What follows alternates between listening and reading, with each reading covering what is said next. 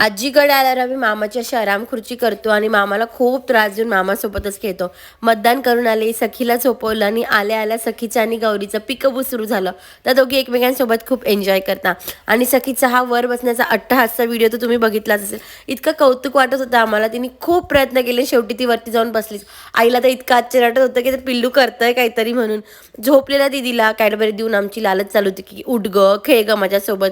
दीदी पण उठली, बाबा आले, मग बाबांच्या मागे पुढे फक्त अटेन्शन सीकर आहे माझी सखी. मस्त पिठलं भात पोळी असं सिंपल जेवण होतं आमचं. नंतर मामासोबत लपाछपी खेळून झाली आमची.